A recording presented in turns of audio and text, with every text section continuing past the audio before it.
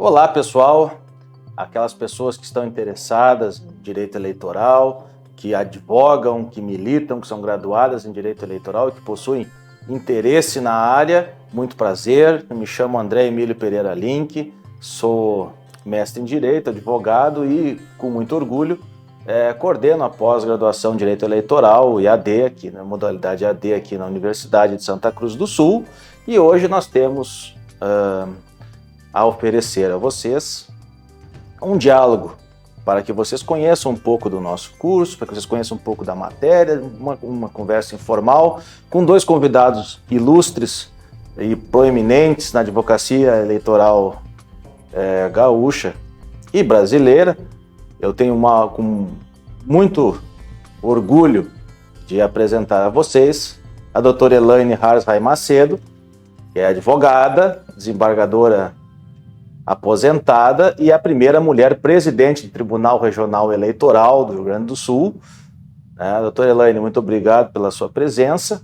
E também o doutor Guilherme Barcelos, que também é um notável advogado com atuação muito incisiva no Tribunal Regional Eleitoral do Rio Grande do Sul e principalmente no Tribunal Superior Eleitoral, com um escritório de grande notoriedade na capital federal. Também é um grande prazer recebê-lo. Guilherme também, que é doutorando em Direito e tem uma vasta produção literária a respeito do direito eleitoral. Então sejam muito bem-vindos ao nosso diálogo, a nossa conversa, que tem esse aspecto mais informal. E nós vamos, dentre os tantos assuntos que nós poderíamos abordar, começar esse diálogo tratando de um tema para nós que é de muita relevância. Nós temos, no ano de 2024, as eleições municipais, onde 5.500 municípios brasileiros vão escolher prefeitos e vereadores, cargos para o executivo e legislativo, e, ao mesmo tempo, nós estamos vendo as eleições cada vez mais judicializadas. Nós estamos vendo esse processo, esse fenômeno se acentuar, que eu vejo desde, pelo menos, a eleição de 2016, quando, assim, se teve uma grande incidência, digamos assim, de casos da lei da ficha limpa, e tem razão do período político anticorrupção que se vivia no período, e ao mesmo tempo a propaganda eleitoral, ela sofrendo uma grande intervenção nas resoluções, na legislação da Lei 9.504. Desde então, a advocacia vem sendo um dos grandes pontos de protagonismo no período eleitoral, e para isso, eu arriscaria dizer que as graduações, por mais qualificadas que sejam, infelizmente não prepara adequadamente para a advocacia eleitoral, para a rotina forense eleitoral. Então eu gostaria de comungar com os senhores a respeito dessa problemática e como a pós-graduação em direito eleitoral, contendo uma grade de estudos muito qualificado e um corpo docente igualmente muito qualificado, pode colaborar com a qualificação do profissional para o exercício da advocacia eleitoral, preparando como um advogado atilado, atento às atualidades, às especificidades do direito eleitoral, no processo eleitoral durante a campanha.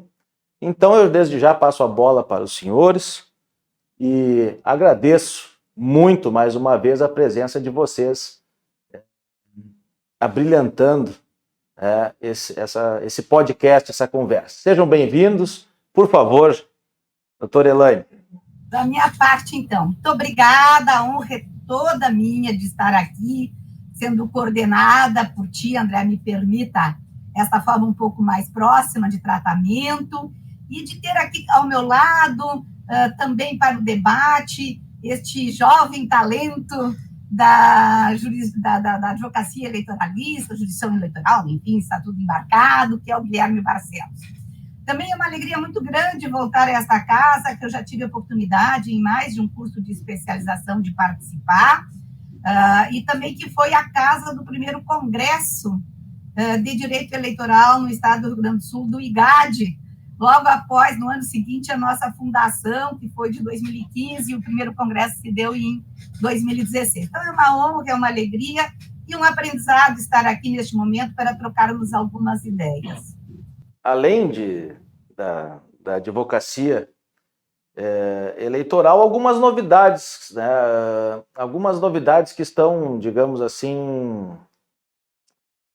algumas problemáticas, digamos, que estão angustiando, digamos assim, o Tribunal Superior Eleitoral, a comunidade jurídica eleitoral como um todo, como, por exemplo, a inteligência artificial, as cotas de gênero, as cotas raciais, a distribuição de recursos nessas áreas, né? E também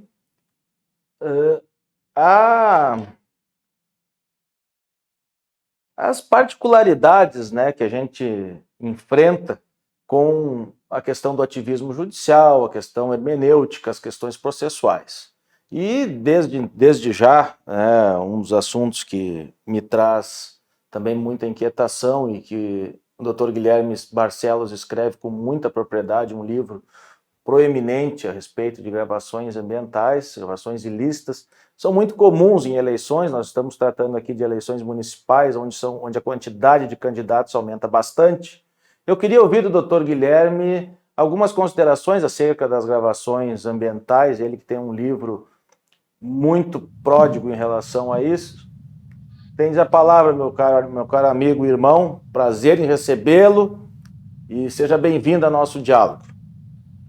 Doutor André, meu amigo, meu irmão, boa tarde. Professor Elaine, boa tarde. Não é novidade para ninguém que não apenas tenho muito respeito e muita admiração pela senhora, como um carinho especial. Afinal, a senhora, para quem não sabe, acompanhou literalmente, a gente falava anteriormente, o início da minha carreira e sempre me tratou com muito respeito. Sempre tratou com muito respeito, muito carinho, aquele guri que chegava lá na tribuna e falava suas besteiras, mas sempre foi muito acolhido por todos que estavam à volta dele. Então, para mim é uma honra, um prazer, uma satisfação muito grande estar aqui, ainda mais nessa casa, que é uma casa muito imponente no Rio Grande do Sul. Respondendo a tua pergunta, e serei breve, esse é um tema que me toma a atenção há 9 anos. E eu digo há 9 anos porque a primeira edição do meu primeiro livro, que foi acerca desse tema, remonta a 2014. Então, desde 2014, efetivamente, formalmente, esse tema toma a minha atenção. Este livro que tu cita é um livro publicado pela Juruá, lá de Curitiba, e que está hoje na 4ª edição. É um livro que trata de provas ilícitas e especificamente dessas gravações. E de lá para cá, professor Elaine, nós tivemos muitas idas, muitas vindas, tribunais batendo cabeça, o TRE do Rio Grande do Sul tem uma posição formada no sentido da licitude, outros no sentido da ilicitude. O TSE, no fim das contas, nunca nos deu um panorama seguro acerca deste tema, e a partir daí nós discutimos e o livro foi criando corpo. Da primeira, em 2014, está na 4ª edição, que remonta a 2022. Eu sempre defendi desde o início a ilicitude dessa prova perante a Justiça Eleitoral, por várias razões. E a verdade é que hoje, André, professora, nós temos uma repercussão geral reconhecida perante o Supremo, é o tema 979, e temos o julgamento em curso. Um julgamento que já teve 5 pedidos de vista. 5, só isso. E o placar de hoje é 5-4. 5 votos pela ilicitude. Ministro Toffoli, ministro Alexandre, ministro Gilmar, ministro Nunes Marques e ministro Zanin. e 4 votos pela licitude, salvo em uma situação ali que denote evidente flagrante preparado nos votos divergentes, tais e quais eles estão postos. Ministro Barroso, ministro Fachin, ministra Carmen e ministro Fux. Semana passada pediu visto o ministro André Mendonça, e a situação, no fim das contas, ainda paira sem uma definição total. Eu confesso aos dois que estou exausto, eu não aguento mais falar disso, mas as contingências da vida me impõem falar disso, considerando que eu fiz um livro lá em 2014 acerca desse tema, que eu reitero, está em 4ª edição e eu espero que seja a última. Eu não aguento mais. Quanto ao panorama, André, professor Elaine, eu acho que a maioria será formada pela ilicitude. Uma maioria muito curta, mas que, ainda que seja muito curta, será posta e assentada em repercussão geral, e as coisas, ao menos à primeira vista, serão, de certa forma, pacificadas na jurisdição eleitoral acerca do tema. Se eu posso pegar um gancho a partir daí, a nossa ideia é a gente ir conversando, não é? Essa exposição colocada assim com muita clareza pelo colega Guilherme, ela traduz algo mais profundo sobre a questão da advocacia eleitoralista, a jurisdição eleitoral, enfim, o próprio estudo da academia, né? Mostrando o quanto, no âmbito eleitoral, os nossos tribunais oscilam de decisão nos temas mais complexos, nos temas de maior discussão, profundidade, enfim. E essa oscilação, a gente convive com ela eleição após eleição, com temas e outros temas, vai se seguindo sempre isso, né? Desde algumas questões menores até umas questões mais envolvendo matéria de prova, que em direito processual, certamente, o direito probatório é muito relevante. Até porque nós estamos trabalhando com o quê? Com direitos fundamentais políticos, né? Essa insegurança jurídica é uma constante, tanto nos tribunais locais, como no TSE e até o próprio Supremo, com essa questão aí da repercussão geral, que extrapola até o ambiente puro das demandas eleitorais, né? Eu quero também fazer um gancho com a fala inicial do André, mostra a importância que a advocacia eleitoralista tem de se aprofundar, de se dedicar, de estudar, porque não é mais possível trabalhar com temas do direito eleitoral, com demandas eleitorais, sem uma especialização. A bem da verdade, a justiça eleitoral, principalmente nos últimos 10 anos, você coloca assim 10, 11 anos, ela ganhou uma dimensão muito grande, seja pelo feixe de poderes que ela tem. Na verdade, a justiça eleitoral não é um órgão de justiça, ele é um órgão de governança eleitoral, e ela tem um feixe muito grande de poderes. É o poder de administrar as res eleitorais, construir todo o ambiente do sufrágio, organizar o cadastro de eleitores, as sessões eleitorais, a captação do voto, a aplicação do voto, que hoje é pela urna eletrônica, mas, de qualquer forma, é um produto do trabalho da justiça eleitoral, que vai até a diplomação, tem a função jurisdicional de julgar as demandas, e muitas vezes é chamada, por isso mesmo, de um terceiro turno, porque nós temos 2 turnos, quando se trata de poder executivo nas capitais e em relação aos municípios, já que nossa eleição é municipal, a do ano que vem, né? Governança do Estado, presidência da República também, é claro, e em cidades que têm mais de 200 mil eleitores.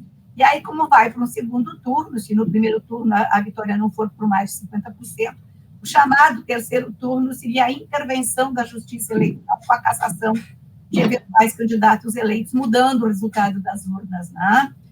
E isso vem atrás, vem um processo judicial eleitoral, as ações típicas, são realmente numerosas, estão espalhadas desde a Constituição, Código Eleitoral, Lei Eleitoral, e tem também o poder de normatizar, né, através das resoluções, muitas vezes criando norma primária, tem o poder de consulta, enfim, trabalhar nesse ambiente, é um ambiente que efetivamente cresceu muito, se aperfeiçoou muito, os tribunais têm as escolas judiciais eleitorais, Não é mais possível o advogado eleitoralista trabalhar como se fosse uma questão mais simplesinha, de menor relevância.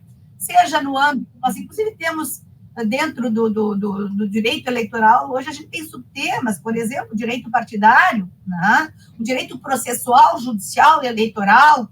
Então, seja no âmbito de preparação dos partidos políticos, que dependem efetivamente de uma orientação jurídica muito firme, sob pena de terem sanções muito severas, inclusive econômicas, né? Temos também toda a demanda dos candidatos, seja com a pré-campanha, ainda que a lei não fale em pré-campanha, mas o artigo 36A permite que determinados atos não são considerados pré-campanha, que em princípio é verdade, seja o processo de registro e todo o período de campanha, isso enseja, né, que os advogados realmente têm que estar muito preparados. O Ministério Público, que tem uma super função, ele praticamente tem legitimidade para mover quase todos os tipos de ações, e quando não a promove, entra como fiscal da ordem jurídica, portanto, ele participa, ele tem o poder de receber denúncias, né, através da sua curadoria eleitoral, e é evidente que essa preocupação com a advocacia eleitoralista se mostra muito, muito necessária, e mais uma vez eu quero louvar a Unisc exatamente por essa iniciativa de abrir mais uma vez um curso de especialização nessa área. E essa insegurança jurídica, se eu só fazer esse link que eu tinha mencionado, né, ela também tem sido objeto de pesquisa e de discussão.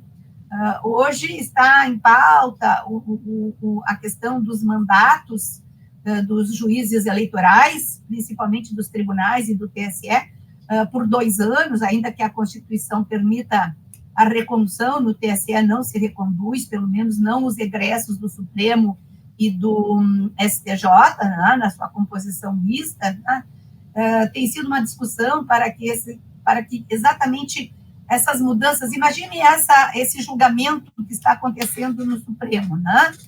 Um nome diferente, alguém que entre uma troca e no TSE, as trocas são frequentes dos seus membros, né?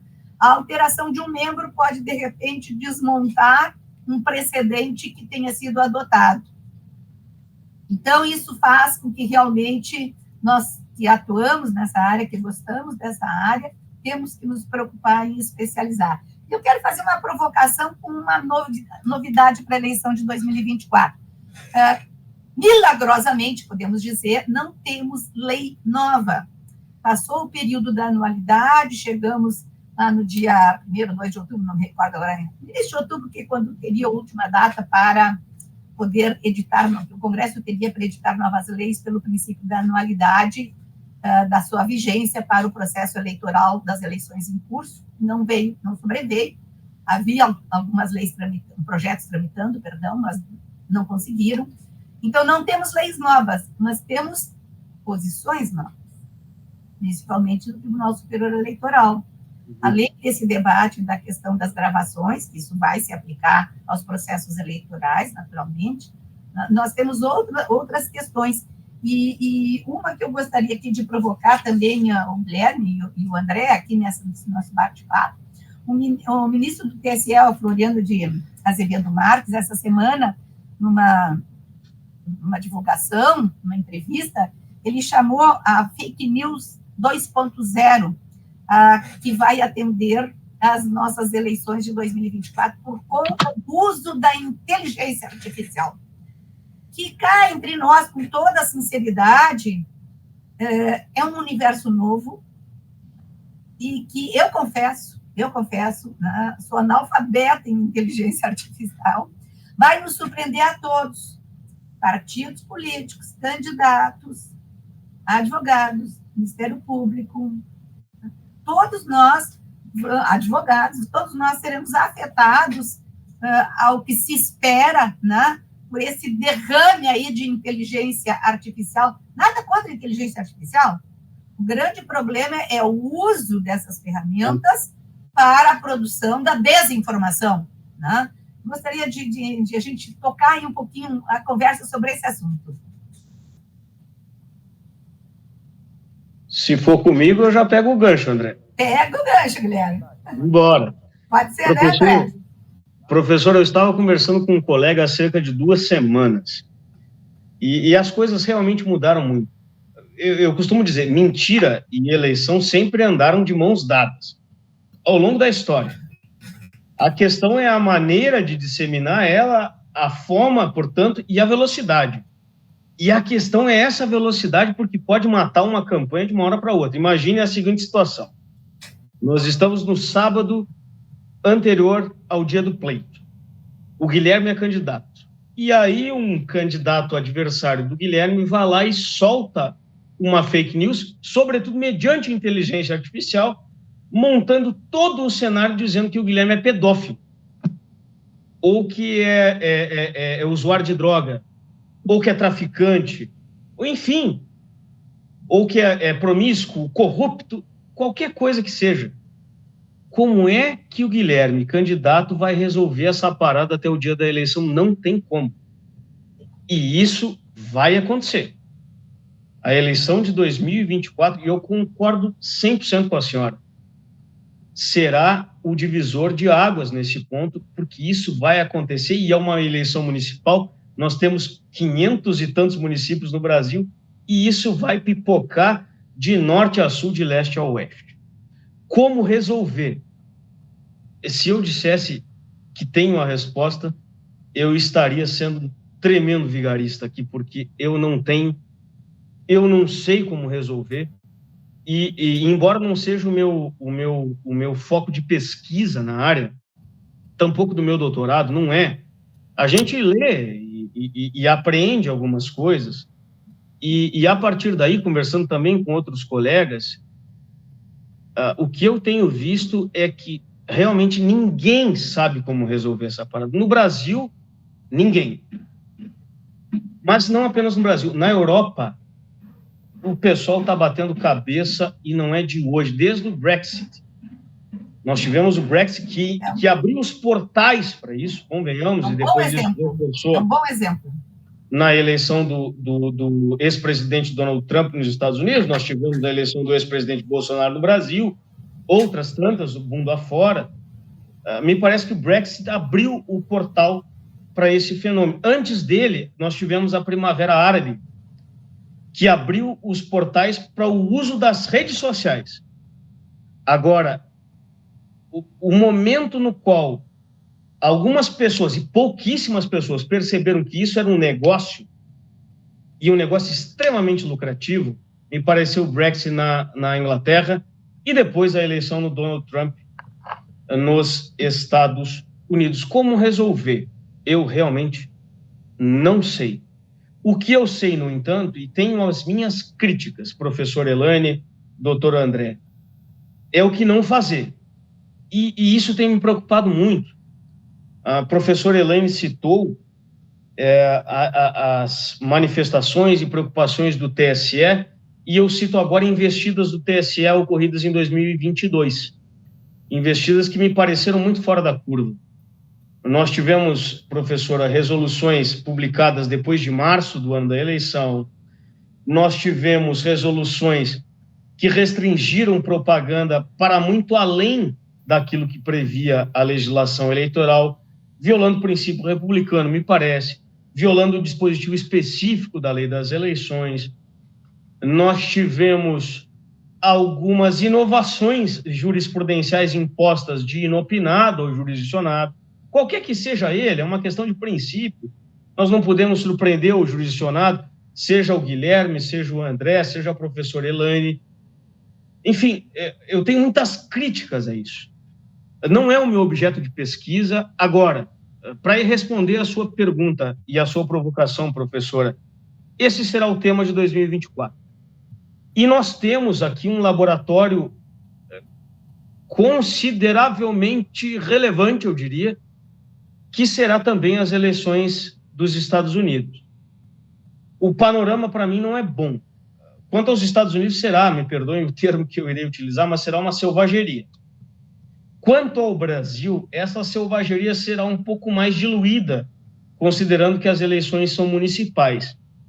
Agora, naqueles municípios de maior porte, de maior envergadura e com maior poder financeiro, inclusive quanto aos seus candidatos, e no Rio Grande do Sul nós temos alguns municípios-chave, como Caxias, como Porto Alegre, como Bagé mesmo, a minha cidade natal, esse será o tema da hora. Como resolver?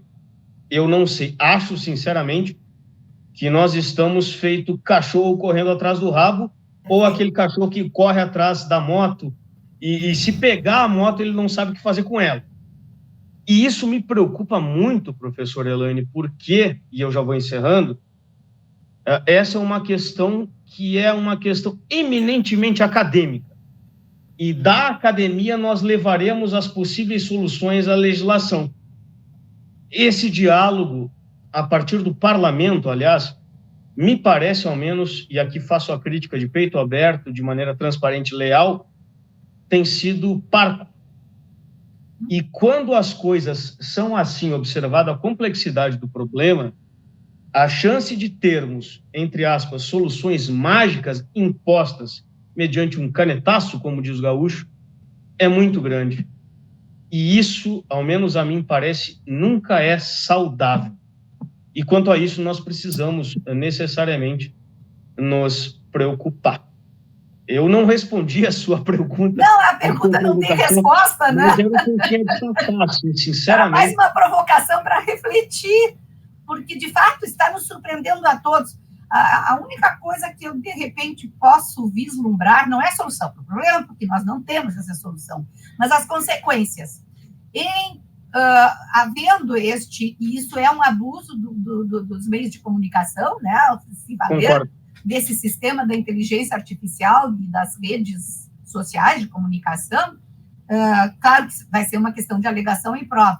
O que poderá acontecer, uma consequência, não uma solução, é o aumento de ações de investigação judicial eleitoral, com base na Lei Complementar 64, no abuso dos meios de comunicação, com inúmeras cassações, né?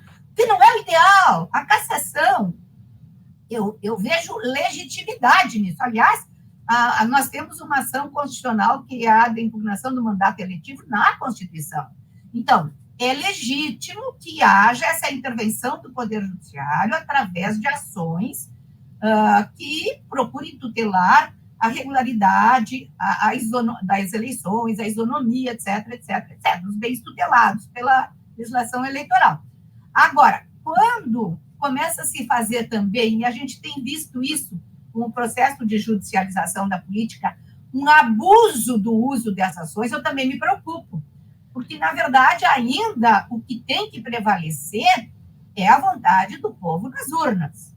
Reconhecer a legitimidade dessas ações como exceção para evitar esse mal maior, perfeito.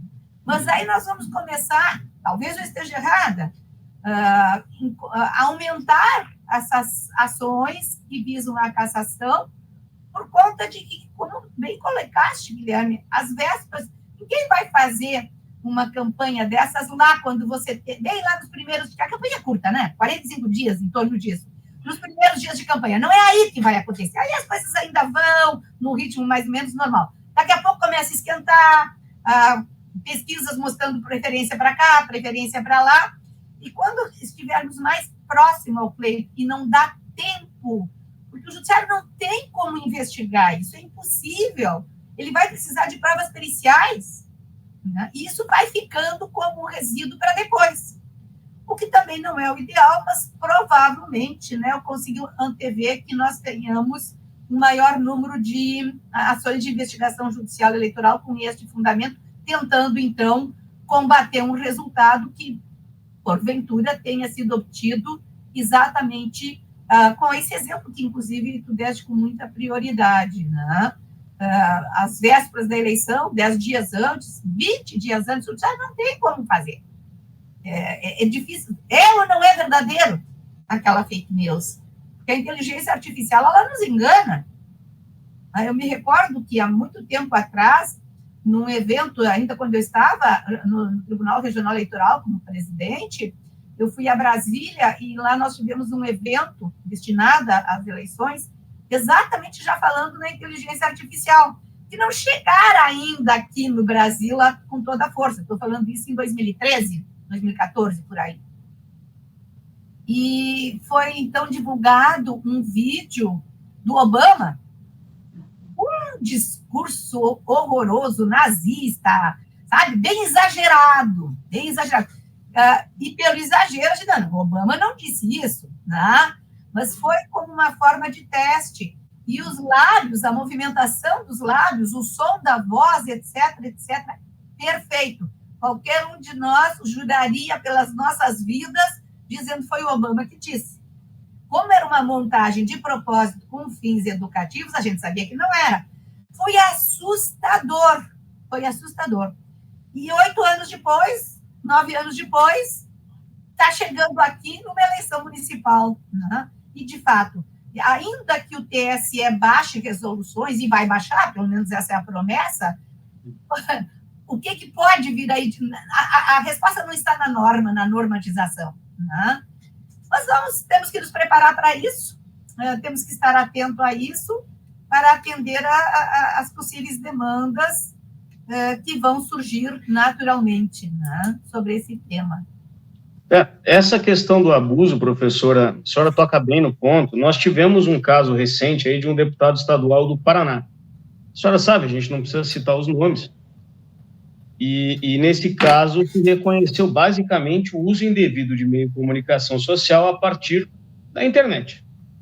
Ele largou lá algumas fake news, desinformação, me parece escancarada, acerca do sistema de votação, da urna eletrônica. Concordemos ou discordemos das ideias dele, e isso não está em jogo.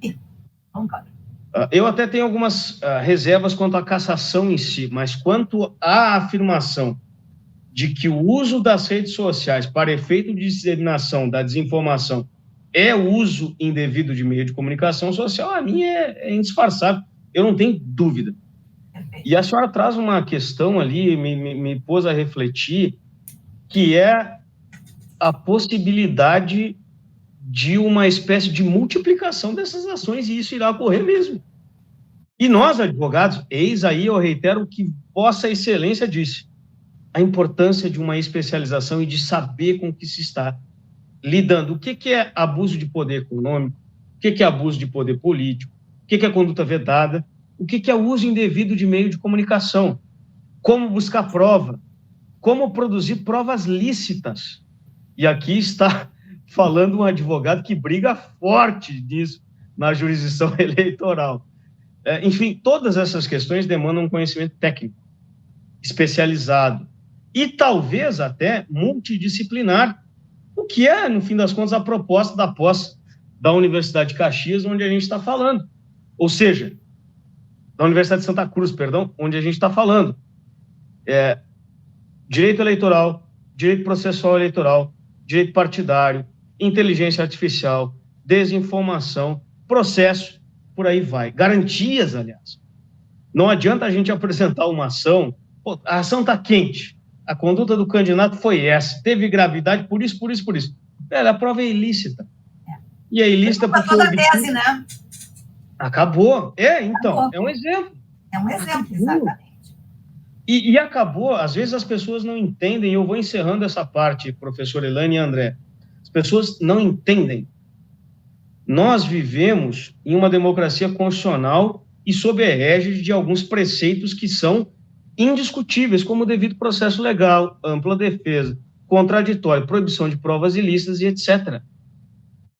Processo é meio nesse contexto. O fim almejado, por um lado, é cassação, condenação, por outro é absolvição. Agora, eu não posso chegar ali, no fim, sem percorrer o caminho. Isso é uma questão literária. Guimarães Rosa já dizia, vida é caminho. Se no caminho, ou se eu estiver percorrendo o caminho mediante sobressaltos, o fim estará prejudicado, e a mensagem é basicamente essa. E é por isso, aliás, eu reitero a importância do conhecimento especializado e a importância desta posse que a universidade está ofertando, professor. É verdade. Isso é um presente para os jovens advogados que já trabalham na área ou que querem vir a trabalhar na área, que nós sabemos é uma verdadeira cachaça, né? A gente gosta muito, né? Nós que somos da área gostamos muito. Então, a gente convida todos a refletir sobre isso. Se me permitem, já que a gente está batendo um papo aqui, eu vou trazer um outro tema para a gente discutir, que a gente até tinha conversado antes de iniciarmos a nossa gravação, né?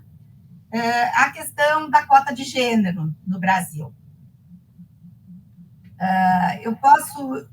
André, posso tocar adiante esse assunto? Por favor, vai lá. Queres fazer alguma colocação? André, participa aqui do nosso debate, né?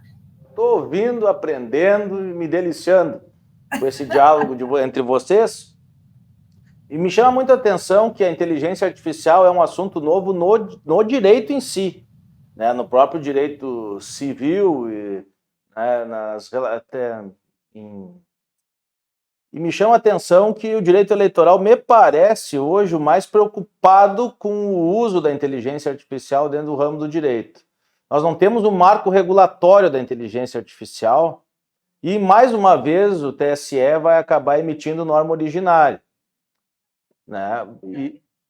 E aí, depois que as coisas se desenrolarem, nós vamos fazer um controle de constitucionalidade sobre isso.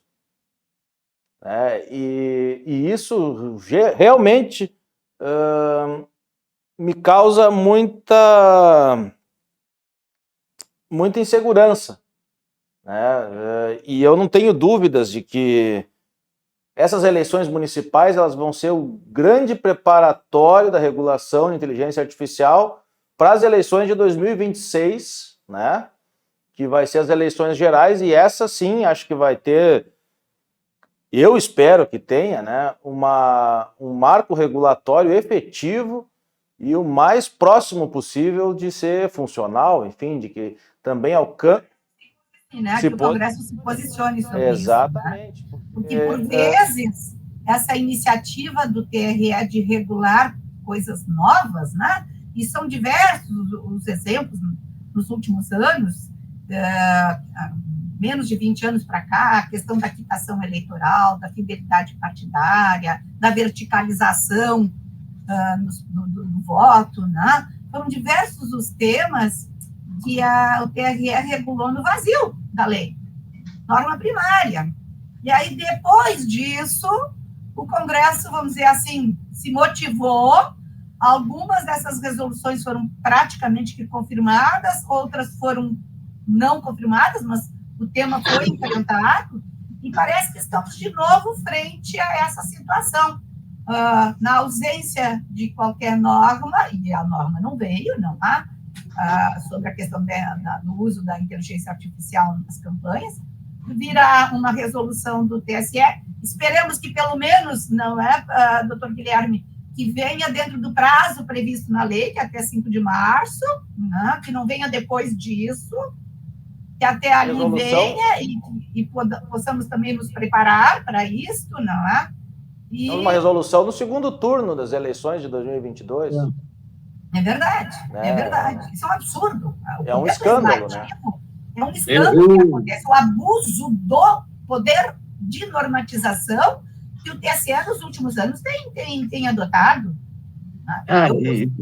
Professora André, só para encerrar esse ponto, assim, isso me incomoda e não é de hoje, assim, e eu tenho algumas defesas, claro que eu nunca ganhei, tá? Pelo menos não sob esse prisma, mas eu tenho questionamentos fortes no exercício da advocacia, em alguns casos específicos, dessa prática, a partir de rejeições de contas com regramentos estabelecidos em resolução e não em lei. Sim. E a partir daí, a questão... Perdão, é que essa questão, ela tomou uma proporção tão grande que nós estamos, professora, limitando propaganda por resolução. E às vésperas de um segundo turno de eleição presidencial, isso não dá. E, para além das questões de legalidade estrita, nós temos uma questão constitucional que é princípio republicano de separação de poderes. Eu espero, mas eu estou muito temeroso, eu confesso, mas eu espero que não avancem tanto e que eu reitero, assim como a senhora disse, que cumpram ao menos o prazo e que nos permitam questionar isso em tempo hábil. Nós, a cidadania, eu digo, né? A gente tem exemplos assim pontuais, né, de que como as resoluções sem previsão de lei atuaram e com consequências bem danosas para os partidos, para os candidatos. São muitos exemplos, não nos cabe aqui explorar isso, não é? Mas a experiência mostra que esse abuso do poder normativo pelo TSE tem provocado, sim, danos à democracia, tem provocado danos às campanhas eleitorais, aos candidatos e aos partidos políticos. E vamos respeitar a campanha, né? Sem campanha, não se faz eleição. Lembro que logo depois do governo militar, nos anos 60, 70, veio a tal a campanha muda e surda, onde os candidatos só podiam apresentar na imprensa uma fotinho 3x4 e um currículo, né? Foi apelidada de campanha surda e muda, porque nem se falava, nem se ouvia nada, né? Então, a campanha faz parte, a campanha é um ponto alto, né, de todo o processo eleitoral, porque é o momento em que o candidato tem para se comunicar com o seu eleitor. E não faça, evidentemente, de forma lista, né? E ele precisa chegar no eleitorado. Ele precisa furar as bolhas. Ele precisa furar as bolhas as suas próprias bolhas para poder ter competitividade, né? Evidente, propaganda não é um direito do candidato em si, mas do eleitor. Exatamente. Esse é o raciocínio. Perfeito. E por essa razão, doutor Elaine e doutor Guilherme, eu enxergo eu espero, pelo menos, a minha expectativa em relação à resolução sobre a inteligência artificial, a mais, não digo violenta, a palavra violenta é uma palavra forte, talvez inadequada, mas a mais firme, digamos assim, resolução, a mais ampla e firme contingenciamento normativo do TSE.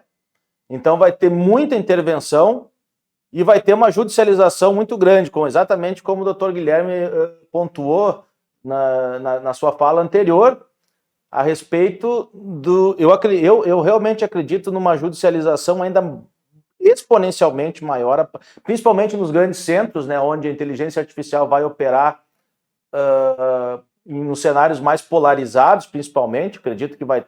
Quando o cenário for polarizado, daria para se referir a grandes capitais, né? E eu realmente acredito que será uma enxurrada e até, de certa forma, uma enxurrada fratricida, digamos assim, entre candidaturas, e aí, nesse sentido, mais ainda fica em voga a importância da advocacia eleitoral. Mas nós estávamos falando das cotas, doutora Elaine. Por favor, Eline.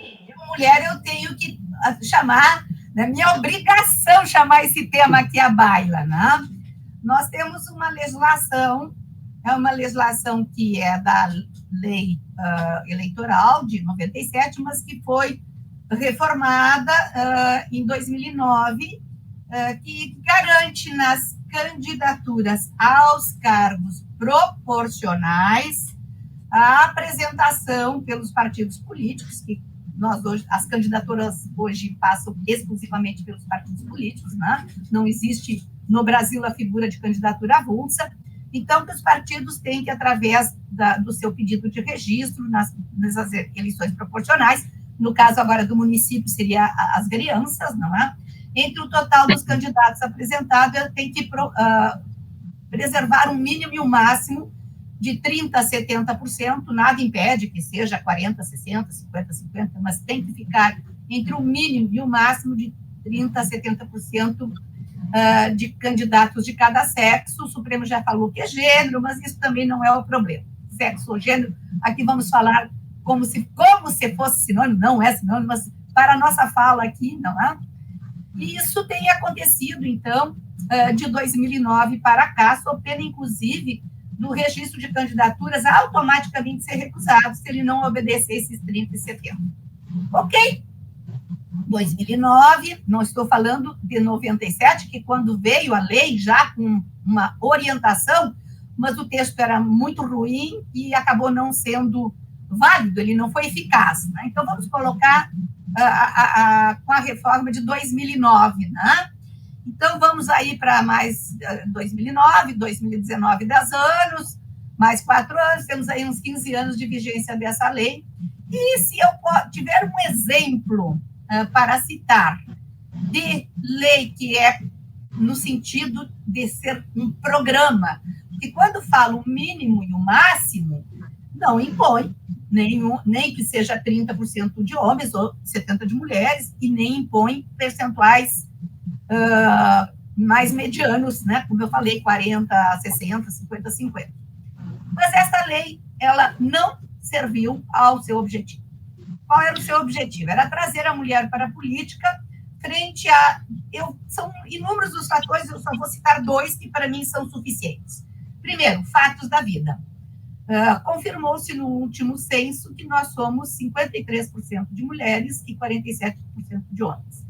Este percentual já era nos censos anteriores, às vezes uma questão apenas de um dígito a mais ou a menos, mas há muito tempo vem se mostrando na população brasileira e no eleitorado brasileiro esses percentuais de 52,48%, 53%, 47% de mulheres. O artigo 5º, inciso 1 da Constituição, que é um direito, está no capítulo dos direitos fundamentais, né, estabelece que não haverá nenhum tipo de diferença por questão de gênero entre homens e mulheres, entre direitos e obrigações.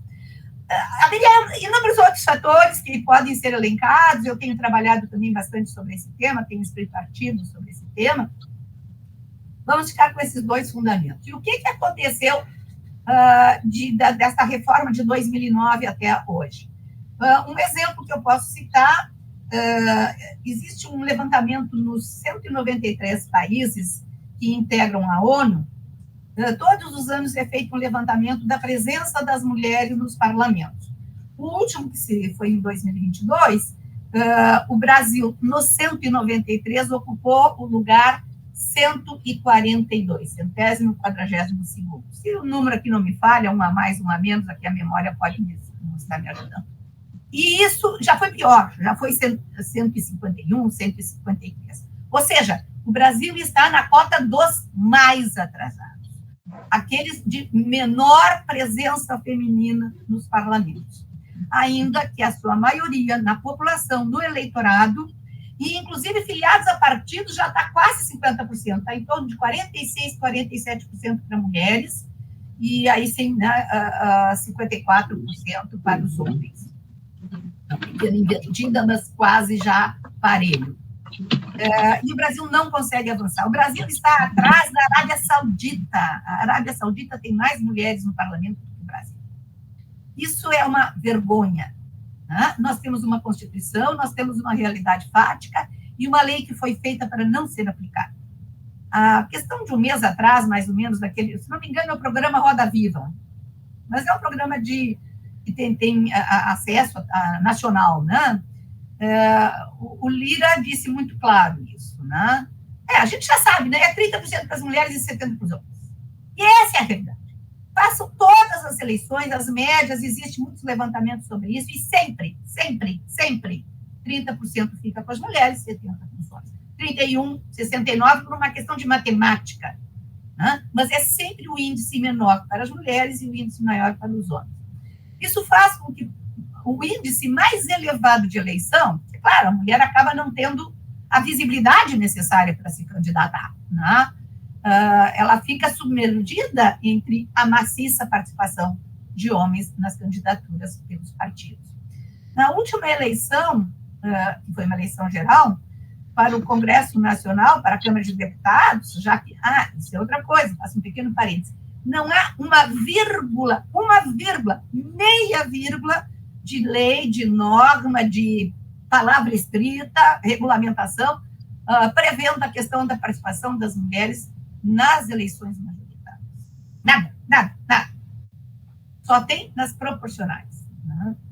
E ela se alcançou o número mais alto de participação no Congresso Nacional e que também serve para a média para as assembleias.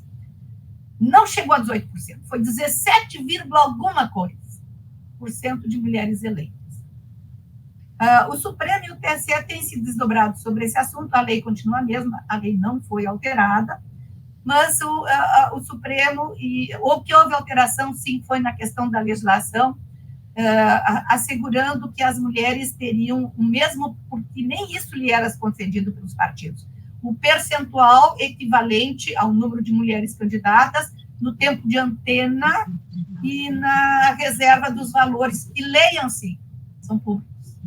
As campanhas no país não se faz com dinheiro privado, se faz com recursos públicos e, portanto, tem que ser legislado e fiscalizado. O partido quer fazer o que bem entender, dar dinheiro só para o seu candidato homem, que o faça, mas com dinheiro privado, não com dinheiro público, que não lhe pertence. Tá?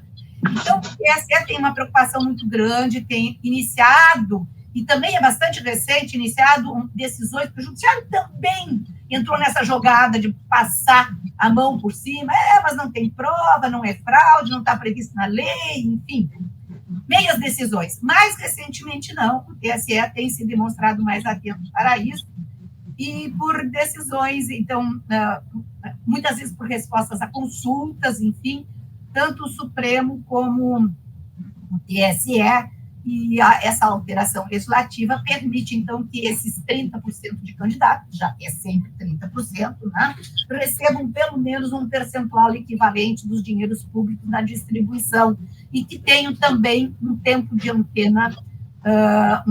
antena proporcional. Isso, sim, está regulado.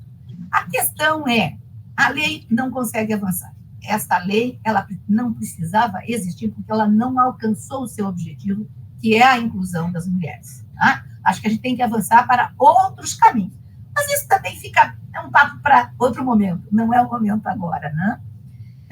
Nós temos aqui, houve uma consulta, e foi em termos de resposta de consulta, que foi feito um questionamento a respeito, o tema é da cota de mulheres, mas embute um outro tema, este sim, completamente vazio na legislação, o que é outro motivo de vergonha para o Brasil, a questão racial.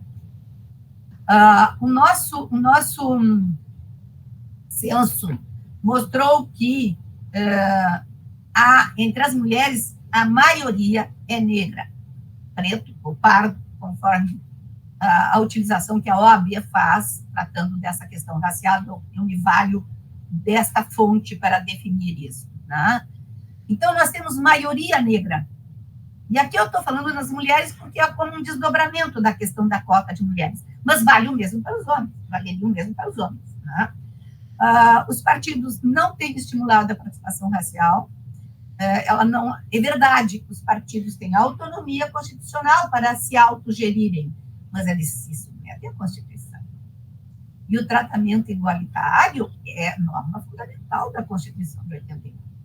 Então, foi feita uma consulta sobre a questão, a consulta número 0600-306-47, não ia decorar o número, então estou mencionando aqui, né? Que foi feita pela deputada federal Benedita Souza da Silva Sampaio. O TSE tem este poder de responder consultas, ainda que ele possa até não se vincular à resposta, mas é um poder in situ reconhecido desde o primeiro Código Eleitoral, lá de 1932, ao tribunal. E dois eram os quesitos, porque as consultas têm que ser em formas de quesito, e se ela for reconhecida como legítima, ela tem que ser respondida em forma de uma resposta aos quesitos. O primeiro questionamento feito nessa consulta foi se os recursos financeiros e o tempo de rádio e televisão destinado às candidaturas de mulheres, já admitido que tem que ser no percentual do DRAP. Se o partido apresentou 30%, é 30%. Se apresentou 40%, é 40%. Nós vamos ficar com os 30%, porque essa é a prática, com raríssimas exceções. Né? Então, se esses 30%, seja dos recursos financeiros de origem pública, seja do tempo de rádio e TV, que também é subsidiado, né? não há este custo pelos partidos políticos, com exceção, claro, do trabalho feito pelo serviço de mídia, mas não é paga a televisão e a rádio, né? Ela recebe através de outros mecanismos, que não vem ao caso aqui. Se esse percentual deveria ser dividido entre as candidatas negras e brancas, que integram 30%, negras e brancas dentro dos 30%, no percentual de 50% para cada grupo, dada a distribuição demográfica brasileira. E a segunda pergunta foi se deveria haver reserva de 30% das candidaturas de cada partido a pessoas negras, nos mesmos termos da cota de gênero do artigo 10, parágrafo 3º da lei. Ou seja, nós teríamos, então, dentro dos 30% das mulheres, 30% de candidatas negras. Quanto ao primeiro quesito, ainda que tivesse o órgão que assessora o TSE nas consultas, um órgão próprio, tivesse dito, olha, não tem lei para preservar isso. A lei não fala sobre cota racial. Né? E também o parecer da Procuradoria-Geral Eleitoral tinha sido no mesmo sentido. O fato é que o TSE, sob a relatoria da Rosa Weber, acabou acolhendo, sim, o primeiro quesito, não quanto ao segundo. Acolhendo no primeiro quesito, dizendo que, sendo recursos públicos, havendo dentro dos 30%, ou, se for o caso, ou maior, de mulheres, um percentual X, não falou em 50%. Vamos supor que o partido apresente, dentro do 30%, 10 candidatas mulheres e 2 negras. Então, aí teria que ser dividido o tempo de antena e os recursos públicos financeiros, né? Teria que ser na proporção de quantas candidatas negras e quantas candidatas brancas. Sem dúvida nenhuma, isso foi uma construção, né, pró-racial, no sentido de se limitar a autonomia partidária e reconhecer que isso tem que ser... É quase que uma recomendação para os partidos, façam assim. A grande questão, o grande problema que nós temos é de que, em não obedecendo isso, dificilmente você tem algum mecanismo apto para poder corrigir isso. Nós tivemos aqui um processo, ele está no TSE, não tem ainda a última resposta, de um candidato a vereador, já estamos quase em nova eleição, mas os processos, infelizmente, não terminam naquele prazo de 1 ano que a lei complementar prevê, né? Então, são as eleições municipais de 2020, quase 4 anos, né? Um candidato a vereador, que, além de ser candidato a vereador, era também presidente do diretório municipal, e ele arrecadou o dinheiro em seu benefício, ele foi o grande beneficiado, em detrimento das cotas de mulheres e das negras, conforme esta consulta orientou. Na verdade, a cassação, ele foi cassado pelo tribunal local, foi cassado pelo juiz de primeiro grau, eleição municipal, foi cassado pelo TRE, o recurso está no TSE, né? Mas foi cassado muito mais pelo fato de ele ter praticado abuso de poder político como presidente do órgão, né? E do poder econômico, porque ele amealhou para si o valor em seu próprio valor. A questão racial não foi especificamente abordada, né? E a ação foi intentada por suas colegas de partido que se viram prejudicadas na campanha. Então, esse é um tema velho, a questão da participação das mulheres. A questão racial é um tema ainda em aberto, e se o Brasil quer se incluir entre os países verdadeiramente democráticos, ele tem que mudar as regras de jogo quanto à questão de gênero e quanto à questão de raça. Essa é a provocação que eu faço. André, professora, de minha parte, eu só tenho a assinar embaixo. E tenho a dizer, apenas a título de complemento, que uma democracia verdadeira, ela pressupõe pluralidade. Pluralidade de ideias, pluralidade de origens, pluralidade de partidos políticos, de forças políticas, pluralidade de gênero, de raça, enfim. E isso, eu até falei numa entrevista há cerca de 10 dias, estava falando sobre um caso rumoroso aí no Rio Grande do Sul, professor Elaine, e falei que, perguntado pelo jornalista, falei que a divergência ocorrida no tribunal não diminuiria o resultado do processo, mas muito antes, pelo contrário, a qualificaria. Afinal, nós estamos falando perante um tribunal, que é composto, neste caso, por 7 pessoas, 7 magistrados, sendo que a divergência ela viria qualificar um debate que, no fim das contas, é colegiado. Assim, mantenho essa visão na perspectiva geral e numa perspectiva democrática, com negros, brancos, pardos, mulheres, homens, homossexuais e por aí vai. Me parece que não há democracia efetivamente consolidada sem essa pluralidade, sobretudo porque essa pluralidade vai respingar ali adiante na representação formada a partir de um processo. E essa representação efetivamente formada a partir de um processo e de um processo eleitoral, ela deve necessariamente representar, espelhar a complexidade da nossa sociedade civil, o que nós, efetivamente, eu concordo plenamente com a senhora, não verificamos hoje em dia. Doutor Elaine, doutor Guilherme, eu acompanho, eu subscrevo todos os raciocínios que vocês desenvolveram. Eu não tenho dúvidas de que esse é um processo que está em aprimoramento e carece, no meu juízo, de, como a doutora Elaine muito bem referiu, de efetividade. Né? Nós temos, na verdade, uma tentativa de reversão para uma paridade de gênero e de raça, mas me parece realmente ser uma legislação que não cumpriu o seu objetivo.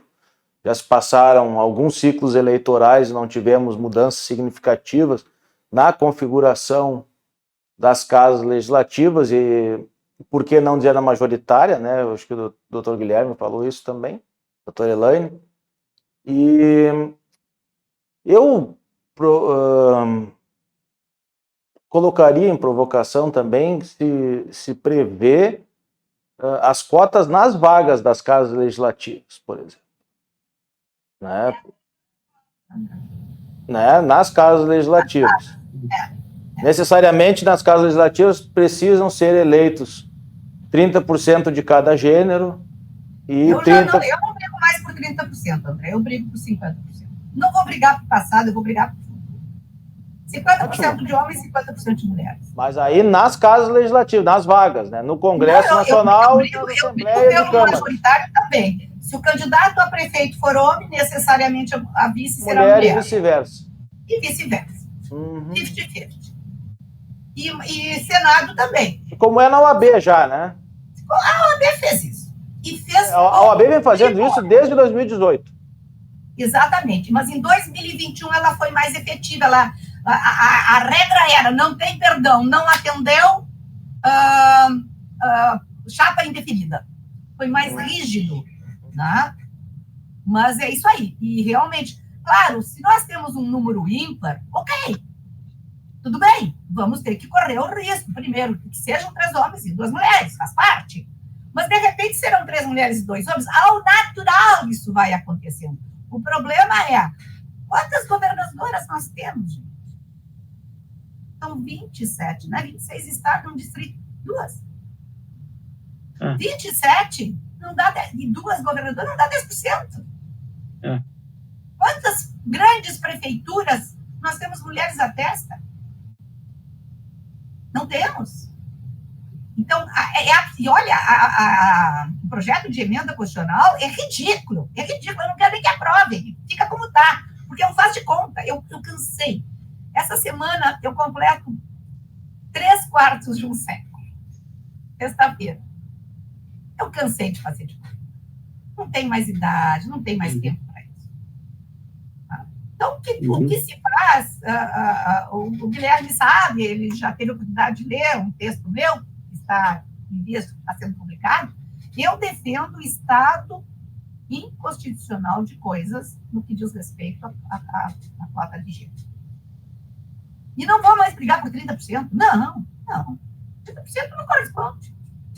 Não quer, tira, bota só homem, não bota mulher nenhuma. É mais autêntico. Tá? Agora, ou tudo ou nada. Essa é a minha bandeira. É 30% que chega, que depois resulta numa casa com 18%. E, olha, 18 foi o número mais alto que se conseguiu. Coloca 30 para eleger 18. 12, 15, 14%. Isso é um absurdo. Levar 15 anos para chegar. E se eu vou contar que é 97, não é 15, é 25 anos? Sim. Se eu pego lá para levar a 15, 16, 17%, você faz de conta. Isso não é democracia, isso não é representatividade. A mulher não tem voz nos parlamentos. A mulher não tem voz nos órgãos de poder. Isso é fato, isso a gente tem que assumir. É o Brasil que queremos assumir e que siga assim. Agora, não faça de conta. Professora, me permite uma pergunta aqui, e é uma pergunta de um leigo mesmo, porque eu também não sou um estudioso aprofundado do tema. Eu leio vocês, leio a senhora, o texto que a senhora citou, aliás, estará no nosso livro, lá, que será lançado agora no dia 8 de dezembro, eu li com atenção, é um belo de um texto. Há duas questões, assim, que sempre me incomodaram, e realmente, a fala da senhora vai na esteira daquilo que eu penso. A primeira é que nós, brasileiros, adoramos um faz de conta, né? É verdade. Em várias vertentes da vida. Várias, não apenas, mas várias. Nós falamos, por exemplo, de imparcialidade da imprensa. Todo mundo sabe que um jornal X tem um lado, o jornal Y tem o outro, todo mundo sabe. A emissora de televisão da mesma forma, o rádio, todo mundo sabe. A cotação de dólar, né? A cotação de dólar faz de conta. Nós somos imparciais, mas todo mundo sabe que cada um tem o seu lado. Essa questão das cotas e por aí vai, me parece realmente não é diferente. Há, no entanto, na minha perspectiva, um déficit que é um déficit de background, de bastidor, e que é um déficit de participação feminina no bojo das estruturas partidárias. Por isso que tem que ser goela abaixo. Vaga. E aí é que tá. Vai. Mas eu tive 50 votos e não vou... Não vai. Aí é que está. Como a gente poderia resolver, considerando, e a senhora disse bem, que nós temos, eu digo os partidos políticos em sentido geral, a obrigação, aliás, de fomentar essa participação feminina no âmago dos partidos, mediante recurso público. Exatamente. Essa é a responsabilidade da questão dos... Veja, ok que nós temos déficit cultural, mas como é que a gente corrige isso? Né? É não mantendo o déficit. Tem que virar a mesa, a maneira de dizer. O México fez isso. O México tinha uma lei de cotas do mesmo ano da nossa, 1997. E vinha com cota, com percentual, e não conseguia, não tinha jeito, não sei o quê. Aí eles provocaram, em 2018, se não me engano, antes das eleições que se seguiram 2 anos depois, não tenho aqui a memória da data bem certinha, provocaram o Supremo, a Suprema Corte. E a briga era la paridade em tudo. Quer dizer, paridade em tudo. Não era só nos cargos eletivos, eles foram além disso. Tá? Porque eles também, com as cotas, eles não conseguiam chegar lá. E o Supremo abraçou a causa. O Supremo abraçou a causa, decidiu que a paridade em tudo passava a ser uma regra constitucional e tinha que ser praticada. Hoje, o parlamento baixou a cabeça e fez a legislação, e o judiciário baixou a cabeça e mandou aplicar. Hoje, os dois candidatos que mais estão, porque vai ter eleições presidenciais em breve, né?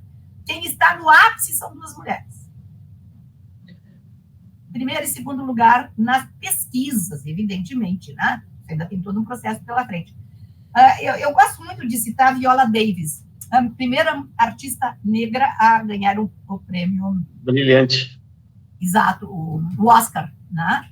E ela, na entrevista, ela disse, mais ou menos com essas palavras, nós temos muitas artistas negras que poderiam ter sido premiadas, indicadas, etc. e tal, que têm competência, capacidade, habilidade, enfim, né? Mas o que acontece com as artistas negras? Foi no ano de 2015, portanto, há quase 10 anos atrás já, né? Quando ela ganhou por aí, mais ou menos. O que acontece? As artistas negras não têm visibilidade. Qual é quais são os personagens que são alcançados? A copeira com uniforme, que fica atrás da família rica sentada, né? A que abre a porta, a camareira do hotel, enfim.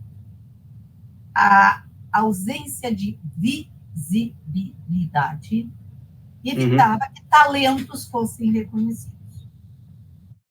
Essa foi a grande fala dela, a essência de tudo que ela falou, que me tocou muito de próximo. Sim, se você não dá visibilidade... O que acontece muitas vezes? Porque filiadas existem. O índice está lá, é só conferir, em torno de 45%, 46% dos filiados são mulheres. Então, é quase 50%. Agora, o que acontece com essas mulheres? Elas são convidadas para fazer o sanduíche, enquanto os homens estão na mesa discutindo o que vão ser candidatos, o que vão fazer. Então, ela fica na cozinha preparando o sanduíchezinho. Né? Então, assim, virar a mesa. Caminhar lá, passos assim, culturalmente vai se conquistando, saímos de 15 para 18, saímos de 13 para 15. Daqui a 100 anos nós vamos estar com quanto? Nem 30%. Daqui a um século a gente chega a 25%. Não chega nem a 30%. É. Que está... Então, me parece que tem que ser algo realmente... eu defendo isso, claro, é a minha bandeira, é o direito que eu tenho também de escolher minhas bandeiras, né? Não penso que seja fácil, não é isso, mas eu vejo o caminho pela DPF, né? O Supremo tinha que ser provocado para isso. E a gente precisa tomar cuidado também, professora. Eu só para encerrar, André, com o backlash, né? Que ocorre em diversos ramos aí do direito e de proteção de direitos e de garantias. Eu acho também que há um perigo muito grande, professora Elaine, de que ocorra em um tempo não muito distante esse backlash. Então, olha, concordando com a senhora, eu acho que é a hora de resolver essa parada, porque depois vai ficar mais difícil, tá? Vai ficar mais difícil. Até porque, sobretudo hoje em dia, as posições políticas, as lideranças políticas e o poder político está tão, como é que eu vou dizer, estável, digamos assim, quanto as ondas do mar de uma tempestade grande. Então, as coisas estão como um eletrocardiograma e tende a intensificar isso, né? Então, é uma fala da senhora que me faz refletir bastante. Eu até abri aqui uma página de consulta do TSE, a presença na composição dos partidos. Do masculino, 8.524.714 homens. Mulheres, 7.318.025. A diferença não é nada grande, é apertada. Quase 50%. Taco a taco. Então, na sociedade civil, a presença feminina é maior. O número de eleitores é maior. Se nós pegarmos, por exemplo, a magistratura, professora Elaine, as mulheres dominam a magistratura no Brasil hoje em dia. Cargos de concurso, em sentido geral, também. Por que é que na política não é assim, ou ao menos nós não temos uma paridade mais estreita, né? Exato. Essa é uma questão realmente que nos faz refletir, e nós devemos refletir. E fala aqui, professora, um filho de professora, um neto de professoras e um irmão de 2 irmãs, o mais velho com 2 irmãs mais novas. Então, eu acho que a gente precisa pensar sobre isso mesmo. Com certeza, que bonito. Mas foi um grande prazer estarmos aqui, mais uma vez, dizer que os jovens advogados que querem entrar para dentro desse ramo tão específico, tão lindo, que trata de democracia, né? Estão de parabéns com este curso que se avizinha da Unisc. Muito obrigado, doutor Elaine, doutor Guilherme, pela presença, pelo diálogo, pela conversa informal, mas extremamente proveitosa, extremamente qualificada. É uma grande honra estar com vocês aqui nessa tarde de hoje, né, em que estamos gravando esse podcast. Ele vai ser divulgado nas redes sociais da universidade e tem como objetivo, além de trazer reflexões importantes e pertinentes para o direito eleitoral, é atrair, né, os alunos, os advogados, os bacharéis em direito, advogadas, né, que tenham interesse na área eleitoral, para que se deem conta, né, para que tomem consciência da importância de estarmos qualificados para esse momento, que o direito eleitoral ele não é fácil, ele é intenso, ele é particular, ele é específico, né? A justiça eleitoral, como a doutora Elaine já falou, ela tem funções peculiares, né? As funções além de jurisdicional, administrativa, consultiva. Então, é muito importante estarmos preparados para uma campanha eleitoral. E nesse sentido, não tenho dúvidas de que o nosso diálogo ele prestou esse serviço, de fazer esse alerta e de também atrair, né, com esses grandes debates, a atenção dos possíveis, né, dos interessados. Então, eu realmente, em nome do nosso curso aqui de pós-graduação da Unisc, da Universidade de Santa Cruz do Sul, gostaria de fazer um agradecimento muito especial, e em meu nome particular, pelo carinho que eu tenho pelos dois convidados, né, pela doutora Elaine, que teve a honra de prefaciar o nosso livro a respeito de compliance partidário, pelo doutor Guilherme, meu querido colega, irmão, de lida acadêmica, de lida forense, meu parceiro de muitas empreitadas. Que grande honra estar com vocês nessa tarde de hoje, sair engrandecido gratificado desse diálogo. Muito obrigado. Nós que agradecemos. Parabéns. Então, meus... André? Vai lá, doutor. Forte abraço a vocês. Para encerrar, quero reiterar os agradecimentos, é uma honra, um prazer estar com vocês, e dizer, por fim, uma coisa apenas. Criticar a justiça eleitoral, sim, sobretudo se a crítica for construtiva. Pregar a extinção, jamais. Jamais. E viva a urna eletrônica. E viva a urna eletrônica. Jamais. Perfeito, nota 10.